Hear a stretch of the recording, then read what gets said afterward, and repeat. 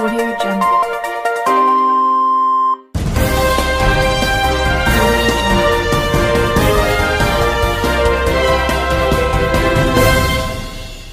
నమస్కారం RK communication city news కి స్వాగతం.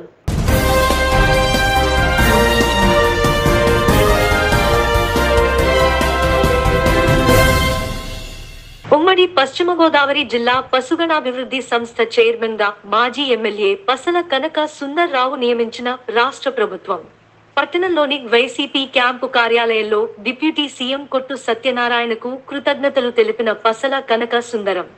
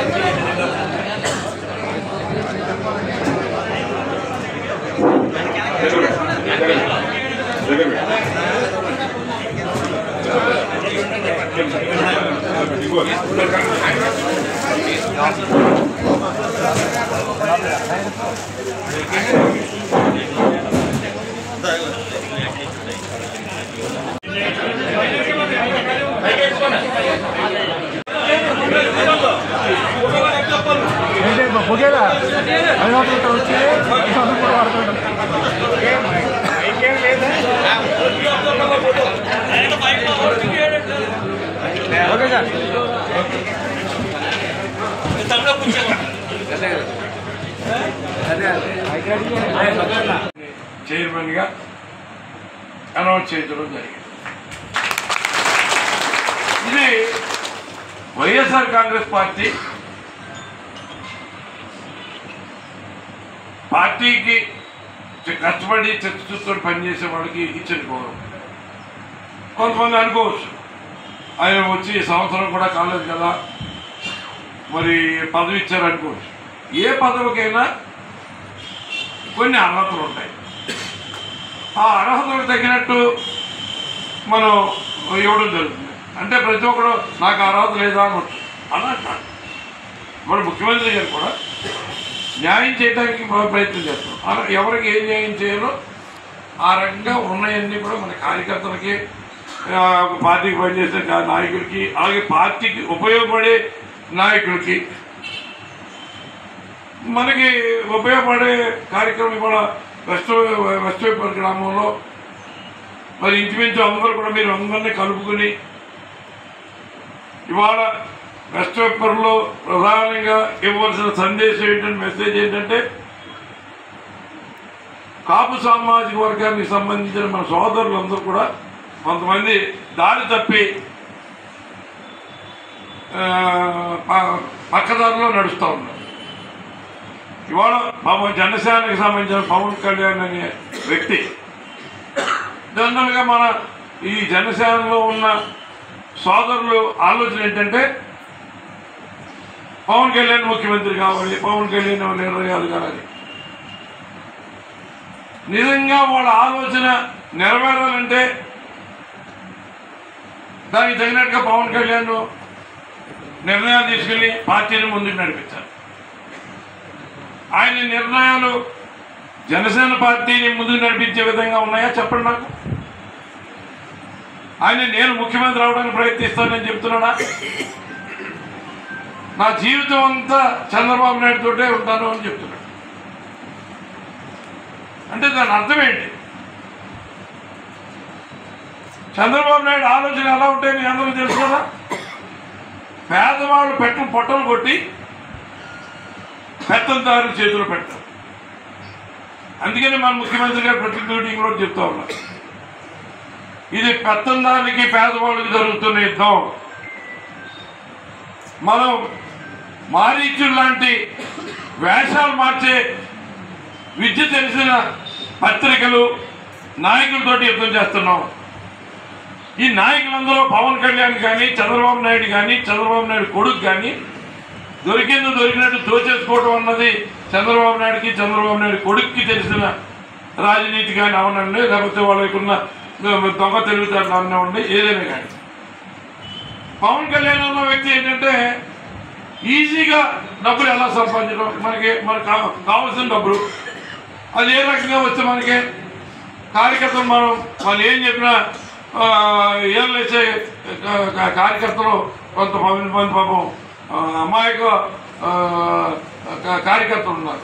నిజంగా వాళ్ళు చూస్తే నాకు చాలా ఏంటి కొన్ని కుర్రోళ్ళు అనుకున్న ఆలోచన ప్రకారం పవన్ కళ్యాణ్ ఏమైనా ప్రవర్తిస్తున్నాడా, లేకపోతే చేసే కార్యక్రమం వాళ్ళందరికీ నచ్చచెప్పి ఏం చేస్తారా బాబు, మాట మాత్రంకైనా సరే కూర్చోబెట్టి ఏం చేద్దాం మరి ఏదో మరి చంద్రబాబు చేద్దామా, మనకు ఒంటరిగా పోటీ చేద్దామా, ఏంటని ఎవరితోనన్నా సంపర్కిస్తున్నాడంటే అది ఏమీ జరగట్లేదు.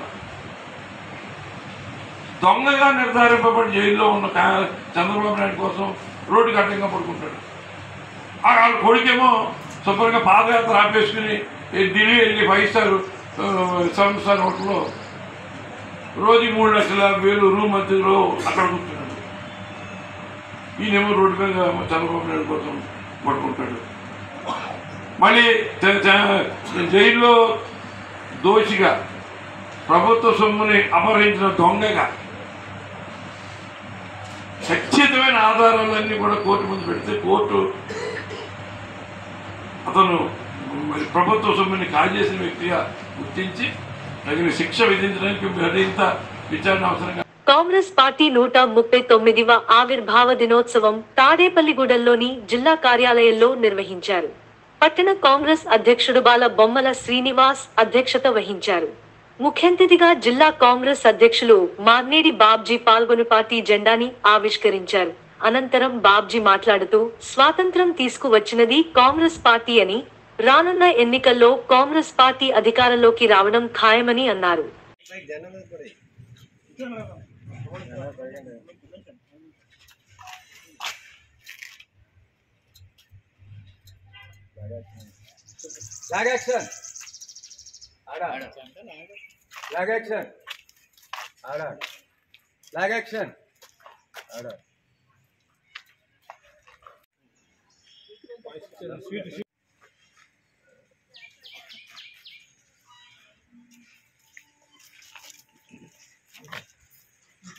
రండి సరేనమ్మ స్వీట్ అమ్మా స్వీట్ ఎత్తున్నారండి.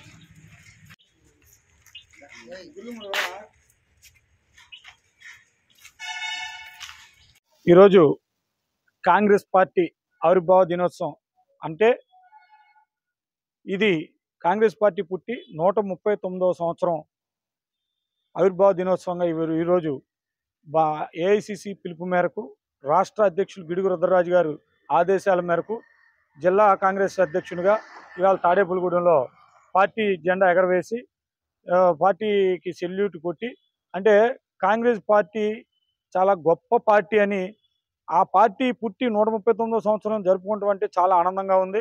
ఎందుకంటే ఇది పేదల పక్షాన నిలబడే పార్టీ కాంగ్రెస్ పార్టీ, నిజాయితీ గల పార్టీ కాంగ్రెస్ పార్టీ, త్యాగాలు చేసిన పార్టీ కాంగ్రెస్ పార్టీ, అన్నిటికన్నా ముఖ్యమైనది భారతదేశ స్వతంత్రం తెచ్చిన పార్టీ కాంగ్రెస్ పార్టీ. ఇప్పుడున్న జనాలకి కన్ను మున్ను కొంతమందికి తెలియక మన 1947లో స్వతంత్రం రాకముందు భారతదేశ ప్రజల్ని బతకడానికి కూడా ఇబ్బంది పెట్టే బ్రిటిష్ బారి నుండి ఆ వేళ స్వతంత్రం తీసుకురావడానికి స్వతంత్ర సమర యోధులు ఎంతో మంది త్యాగమూర్తులు మరణించినా, ఆఖరికి గాంధీ గారు, నెహ్రూ గారు, ఇంకా చాలా మంది పెద్దలు కలిసి భారతదేశానికి స్వతంత్రం తీసుకురావడం అంటే మామూలు విషయం కాదు. నిజంగా ఆ రోజు స్వతంత్రం పుట్టి ఉండకపోతే నాలాంటి తరం కూడా ఉండేదో ఉండకపోయేదో కూడా గ్యారంటీ లేని పరిస్థితి ఉండేది వేళ భారతదేశంలో. ఎందుకంటే ఈవేళ మేము భారతీయుడు అని చెప్పుకుని గర్వంగా చెప్తున్నాం అంటే ఆ రోజు 1947లో అంధకారంగా ఉన్న భారతదేశానికి స్వతంత్రం తెచ్చి, అలాగే స్వతంత్రం తెచ్చిన తర్వాత నెహ్రూ గారి ఆస్తులు ఈ భారతదేశం ఈ ఈవేళ ఈ చూడండి, ఇప్పుడు నిన్న కాక మొన్న తెలంగాణ అసెంబ్లీలో చూసాం. తెలంగాణ ముఖ్యమంత్రి రేవంత్ రెడ్డి గారు కూడా చెప్పడం జరిగింది. ఏదో మేము ఇక్కడ ఏదో లంకి బిందులు ఉన్నాయేమో అనుకున్నాం, ఇక్కడికి వస్తే ఖాళీ కుండలు ఉన్నాయని చెప్పారు.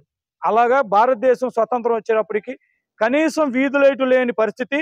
నా ఒక 20-25 ట్రంక్ కాల్ ఫోన్లు తప్ప భారతదేశంలో ఏమాత్రం అభివృద్ధి చెందుకొని కనీస మన తినడానికి ఆహార ధాన్యాలు కూడా తయారు లేని, అంటే వ్యవసాయం లేక అలాంటి పరిస్థితుల్లో భారతదేశానికి స్వతంత్రం తెచ్చి నెహ్రూ గారికి ఉన్న ఆస్తులు 90% భారతదేశ గవర్నమెంట్కి ఆవేళ రాసి ఇచ్చిన తర్వాత భారతదేశాన్ని కాంగ్రెస్ పార్టీ పరిపాలించి 57 సంవత్సరాలు సుమారు ఈవేళ 56-57 సంవత్సరాలు పరిపాలించి భారతదేశం ప్రపంచాన్ని చేతిలో చూసుకునే విధంగా, అంటే మొబైల్ రూపంలో అభివృద్ధి చేస్తే ఈవేళ ఏదో నేనొచ్చో ఇంకో అతను వచ్చో నేను ఏదో పదవులు వచ్చేసినాయని చెప్పేటికి పదవులు మన దగ్గర ఉన్నాయి కదా, మనం ఏం చెప్పినా ప్రజలు అదే నమ్ముతారు, మీడియా ద్వారా నేను చెప్పింది నిజం అనుకుంటారని అనుకుని భ్రమలో ఉండి పిల్లి కళ్ళు మూసుకుని పాలు తాగుతా బయట కళ్ళు మూసుకున్నాను కదా నన్ను ఎవరు చూస్తలేదేమో అనుకుంటది. అలాగా ఈవేళ భారతదేశాన్ని మేమే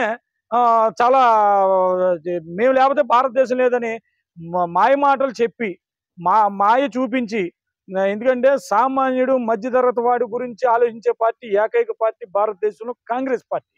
అలాంటి కాంగ్రెస్ పార్టీని ఈరోజు పక్కన పెట్టేసి ఈవేళ ఏదో మేము అధికారంలో ఉన్నామంటే మేము చెప్పిందే ప్రజలు నమ్ముతారని మధ్యతరగతి వాడు పేదవాడు నెలకు 10,000 నుంచి 15,000 20,000 రూపాయలు హైయెస్ట్ సంపాదించుకునే పరిస్థితి ఉన్న ఈ భారతదేశంలో వాళ్ళకి 20,000కి నెల వచ్చేవాడికి తినటానికి ఉండటానికి 20,000 సరిపోక ఇంకో 10,000 అప్పు చేస్తేనే కానీ పొట్టగడలేని పరిస్థితి తీసుకొచ్చిన ఇలాంటి దుర్మార్గ పరిపాలన చేసే మాయ మాటలు చెప్పే దుష్ట పరిపాలనని పారద్రోలి మళ్ళీ కాంగ్రెస్ పార్టీ కాంగ్రెస్ ప్రభుత్వం అధికారంలో రాకపోతే సామాన్యుడు మధ్యతరగతి వాడు మళ్ళీ 5 సంవత్సరాలు ఏ పని చేసుకున్నా కూడా పనికిరాని పరిస్థితి తీసుకొస్తారు. కాబట్టి ఖచ్చితంగా కాంగ్రెస్ పార్టీ విలువలు తెలుసుకుని మీకు ఇప్పుడున్న యువకులకి కాంగ్రెస్ పార్టీ విలువేంటో తెలియకపోతే ఇలా యూట్యూబ్లో కానీ గూగుల్ అమ్మను కానీ ఇలా టచ్ చేస్తే విలువలు తెలుస్తాయి. చదువుకుని భారతదేశానికి కాంగ్రెస్ పార్టీ చేసిన విలువలు కానీ, కాంగ్రెస్ పార్టీ వల్ల ప్రజలకు జరిగిన మేలు కానీ, కాంగ్రెస్ పార్టీ విధానాలు కానీ తెలుసుకుని రాబోయే రోజుల్లో కాంగ్రెస్ పార్టీని మన అధికారంలో తెచ్చుకోకపోతే మన బిడ్డల భవిష్యత్తు ఉన్నదని తెలియజేస్తున్నాం. పశ్చిమ గోదావరి జిల్లా తాడేపల్లిగూడెం మండలం నీలాద్రిపురంలో సర్దార్ పాపన్న గౌడ్ విగ్రహాన్ని ఆవిష్కరించిన రాష్ట్ర ఉప ముఖ్యమంత్రి కొట్టు సత్యనారాయణ. మన తాడేపల్లిగూడెం నియోజకవర్గం తాడేపల్లిగూడెం మండలం నీలాద్రిపురం గ్రామంలో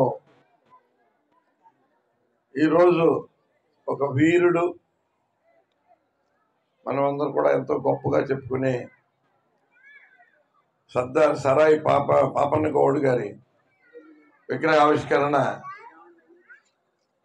నా చేతుల మీదుగా చేయటం ఇది 3వ విగ్రహం. ఒకటి బంగారుగూడెంలో గతంలో సర్దార్ సరాయి పాపన్న గౌడ్ విగ్రహాన్ని ఆవిష్కరించాం. రెండోది అల్లంపురంలో సర్దార్ పాపన్న గౌడ్ గారి విగ్రహాన్ని ఆవిష్కరించాం. ఇవాళ 3వ విగ్రహం నీలాద్రిపురంలో ఇక్కడ ఆవిష్కరించడం జరిగింది. దీనికి పెద్దలు గౌరవనీయులు మన గర్వపడాలని ఇక్కడ హాజరైన ప్రతి ఒక్కరికి తెలియజేస్తారు. అంటే మన జాతి ఆంధ్రులు ఎంత ప్రజల కోసం ఎంత గొప్ప పోరాటాలు చేశారో, ఒక మహావీరుణ్ణి ఈ నేల కని పెంచి మన కోసం పోరాటాలు చేసేలాగా మన కోసం న్యాయం కోసం పోరాడిన వీరుణ్ణి కన్నా తల్లి ఈ నేల తల్లి. ఈ నేల మీద సర్దార్ సరాయి పాపన్న గౌడ్ లాంటి గొప్ప వీరులు పుట్టడం అన్నది మనందరికీ కూడా గర్వకారణం. అటువంటి వీరుడి యొక్క విగ్రహాన్ని ఇక్కడ వాళ్ళు పెట్టారు. దానికి మరి అన్ని రకాలుగా కూడా ఇక్కడ మరి అన్ని ఏర్పాట్లు చేశారు మన సోదరులందరూ. ఇవాళ రాష్ట్రంలో అంటే పాపన్ గౌడ్ గారి గురించి మన రామారావు వివరించినప్పుడు ఈ చరిత్ర మన రాష్ట్ర ముఖ్యమంత్రి గారికి జగన్మోహన్ రెడ్డి గారికి ఎవరు చెప్పినా చెప్పకపోయినా ఆయనకి తెలిసేమో, ఆయన్ని స్ఫూర్తిగా తీసుకున్నాడేమో, అందుకే ఇలాంటి పరిపాలన సాగిస్తున్నాడేమో అని అనిపిస్తా ఉన్నాడు. ఎందుకంటే మళ్ళీ బీసీ కులాలు అంటారు. బీసీలు అంటే ఏంటి? Backward caste.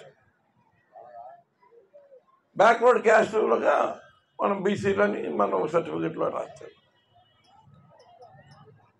కానీ జగన్మోహన్ రెడ్డి గారు పాదయాత్ర చేసినప్పుడు అనేక బీసీ సంఘాల వారు, బీసీ కులాల వారు అందరూ కలిసినప్పుడు వాడు చెప్పిన మాటలన్నీ అని ఎన్నికలకు ముందు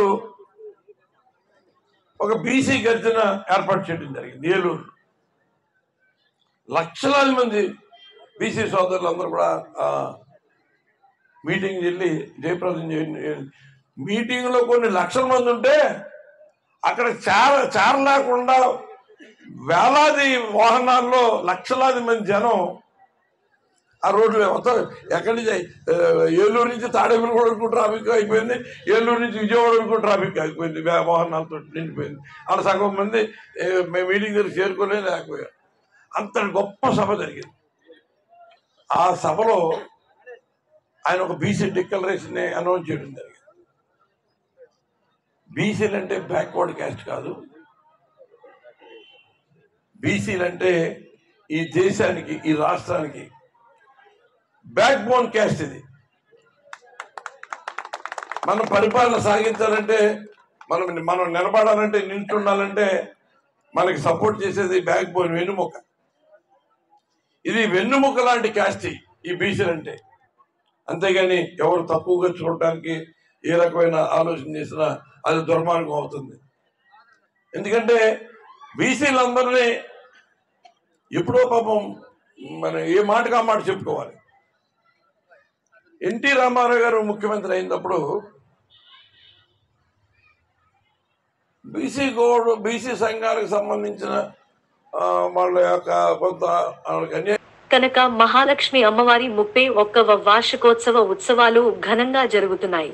సత్యవతి నగర్లోని అమ్మవారి ఆలయ పునర్నిర్మాణ పనులు సైతం వేగంగా జరుగుతున్నాయి.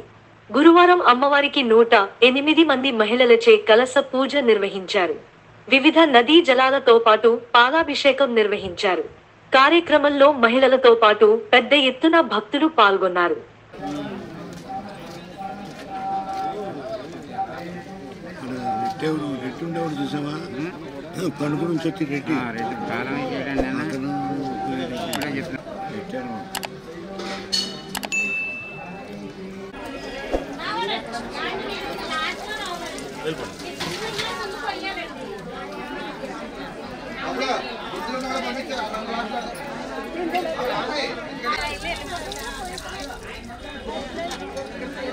రావడమ్మా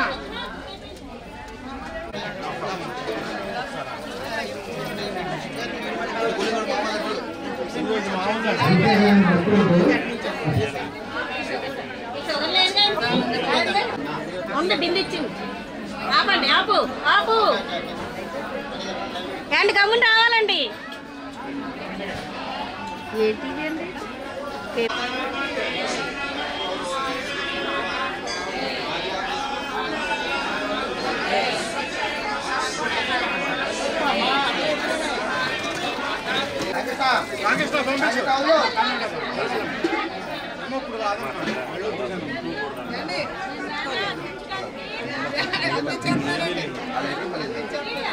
ప్రోగ్రాం చెప్పాలనేది సాయంత్రం జరిగేటటువంటి కార్యక్రమం రేపు కార్యక్రమం కూడా చెప్పాము. ప్రజెంటేటివ్గా పోతుందా మీ అందరూ కూడా ఇంకా వెళ్ళి రావాల్సిన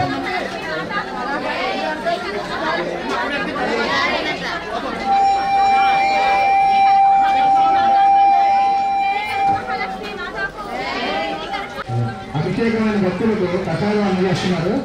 గుడి ఎదురుగా ఉన్న స్టేజ్ దగ్గర భక్తుల్ని కోరుతున్నారు. రేపు 8 గంటలకు మన శుక్రవారం 5 గంటలకు టీవీ వివాదం జరిగింది. అమ్మవారి టీవీ భక్తులందరూ 5 గంటలు 4 గంటలకు పనిచేసి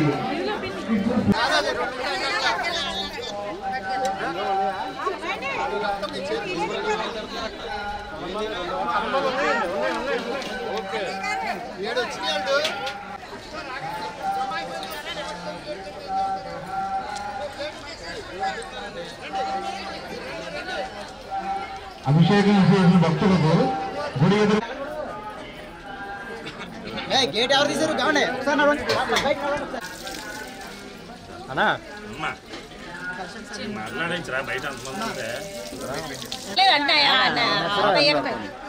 అయ్యాక అలా నైవేద్యం పెట్టాలమ్మా అప్పుడు పెడదామని ఆపాను. తాడేపల్లిగూడెం స్థానిక ఆదిత్య కాలేజీలో 12వ వార్డు ప్లేయర్స్ తో ఆడుదాం ఆంధ్ర నిర్వహించారు. ఈ కార్యక్రమానికి ముఖ్య అతిథులుగా వార్డ్ ఇన్ఛార్జ్ సూర్యచంద్రరావు మాస్టర్ కోడే శ్రీను పాల్గొన్నారు. ముందుగా ప్లేయర్స్ ను పరిచయం చేసుకుని వారిని అభినందించారు. అనంతరం వాలీబాల్ కోర్టులు రిబ్బన్ కట్ చేసి ఆటని ప్రారంభించారు.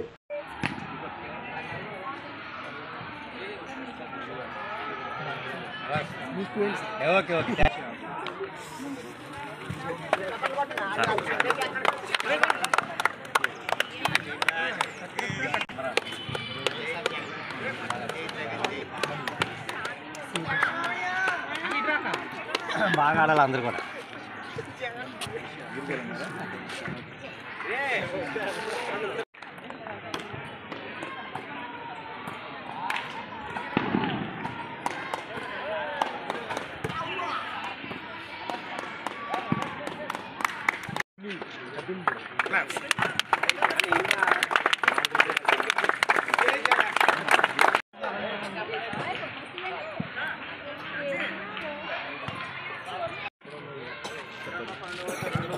ఐఫోన్ అది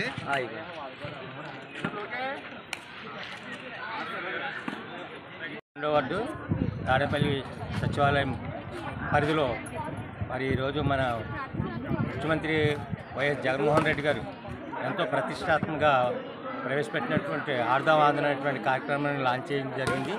దీని ముఖ్య ఉద్దేశం అంటే నాన్ ఫార్మల్ ఎడ్యుకేషన్లో ఉండేటువంటి క్రీడాకారులందరూ కూడా చాలామంది ఉన్నారు. వాళ్ళందరినీ కూడా వాళ్ళలో ఉండేటువంటి ప్రతిభని వెలికితీసి వాళ్ళకు కూడా ఒక స్ట్రీమ్ లైన్లో తీసుకొచ్చి మన ఆంధ్ర మంచి స్పోర్ట్స్ స్టేట్గా తయారు చేయాలనేటువంటి ఉద్దేశంతో మరి జగన్మోహన్ రెడ్డి గారు ఈ కార్యక్రమం ప్రవేశపెట్టింది.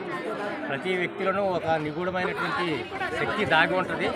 రకరకాల కళ ఆటలు అట్లు వాళ్ళకి ప్రావీణ్యం ఉంటుంది. అవన్నీ కూడా తీసి ఈ కాలంలో మరి బయట తీయటానికి ఎంత అవకాశం ఉంటుంది. అదే కాకుండా ఆరోగ్యమే మహాభాగ్యం. A sound mind in a sound body లాగా మనం ఎక్కువ ఆరోగ్యంగా ఉండాలంటే ఫిజికల్గా ఎక్సర్సైజ్లు అవి చేయాలి, వాకింగ్ అవి చేయాలి. అందులో భాగంగానే ఈ ఆటల కార్యక్రమం పెట్టడం వల్ల వాళ్ళు మంచి స్టామినా అది పెరిగి మంచి దృఢమైనటువంటి యువశక్తిగా తయారవడానికి అవకాశం ఉంటుందని ఈ సందర్భంగా తెలియజేసుకుంటూ మరి మన ముఖ్యమంత్రి గారు ప్రవేశపెట్టినటువంటి కార్యక్రమం ఎంతో దూరదృష్టితోటి చేసినటువంటి కార్యక్రమం. అలాగే మన తాడేపల్లి నియోజకవర్గంలో మన ఉప ముఖ్యమంత్రి కొట్టి సత్యనారాయణ గారు కూడా మరి ముఖ్యమంత్రి గారి యొక్క అడుగుజాడలో ముందుకు వెళ్తూ వారి యొక్క కార్యక్రమాలు అభివృద్ధి కార్యక్రమాన్ని కూడా ముందుకు తీసుకెళ్తున్నారు. ఇది చాలా ఆనందించదగినటువంటి విషయం. Thank you. Ward Pathuru Tadepalli చెరువు సచివాలయంలో ఆడదాం ఆంధ్ర అన్న ప్రోగ్రాము ప్రారంభం జరిగింది. అలాగే ఈ గేమ్స్లో మాకు 12వ వార్డు నుంచి 5 గేమ్స్ కండక్ట్ చేయడం జరుగుతుంది. Volleyball, kabaddi, kho kho, badminton, cricket. ఈ 5 దానికి ఒక్కొక్క మేల్ టీము ఫీమేల్ టీమ్స్ కూడా సెలెక్ట్ చేయడం జరిగింది. ఇప్పుడు ఆదిత్య గ్రౌండ్ యొక్క ఆదిత్య స్కూలు ఆవరణంలో కబడ్డీ, వాలీబాల్ ప్రారంభించడం జరిగింది. ఈ వార్డు ఇన్ఛార్జీలు కూడా ఇందులో పాల్గొనడం జరిగింది. అలాగే స్కూలు యాజమాన్యం ప్రిన్సిపల్ గారు కూడా పాల్గొనడం జరిగింది. ఆడుదాం ఆంధ్ర అనే మంచి అత్యద్భుతమైన ప్రోగ్రామ్ని క్రియేట్ చేసి యువతలో మంచి క్రీడా స్ఫూర్తిని అయితే పెంపొందిస్తున్నారు. రాష్ట్ర వ్యాప్తంగా సుమారుగా 35 లక్షల మంది క్రీడాకారులు తమ యొక్క క్రీడా భౌతిన్యాన్ని ఖచ్చితంగా ఇంప్రూవ్ చేసుకోవాల్సిన పరిస్థితిని అయితే కల్పించారు. ఈ ప్రోగ్రాం ఇంతటితో ఆగకుండా ప్రతి సంవత్సరం కూడా ఇలాంటి మరెన్నో మంచి ప్రోగ్రాంలు చేసి యువతలో క్రీడా స్ఫూర్తిని మరింతగా పెంపొందించాలని మనసారా ఆకాంక్షిస్తూ ఆంధ్రప్రదేశ్ రాష్ట్ర యువత తరపు నుంచి జగన్మోహన్ రెడ్డి గారికి ప్రత్యేక అభినందనలు తెలియజేసుకుంటున్నాను. ధన్యవాదాలు. తాడేపల్లిగూడెం విద్యార్థులు నూతన పరిశోధనలను చేపట్టి కొత్త శిఖరాలను అధిరోహించాలని SERB principal investigator doctor Shri Phanikrishna Karri సూచించారు. National Institute of Technology Andhra Pradesh AP NIT లోని ఎలక్ట్రికల్ ఇంజనీరింగ్ విభాగం సెర్బ్ సంయుక్త ఆధ్వర్యంలో సైంటిఫిక్ సోషల్ రెస్పాన్సిబిలిటీ కార్యక్రమాన్ని బుధవారం నిర్వహించాయి. ఈ కార్యక్రమానికి Gudem Mahathi English medium school విద్యార్థులు హాజరై సెర్బ్ ప్రాజెక్టును పరిశీలించారు.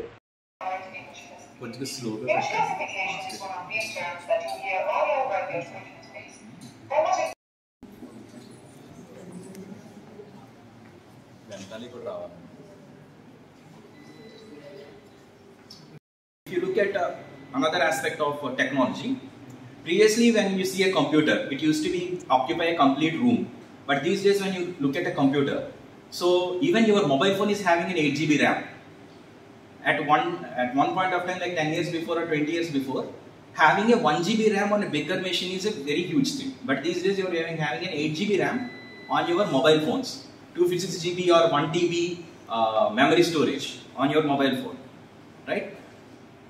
Packing the complete computational capabilities onto a small form factor or small size.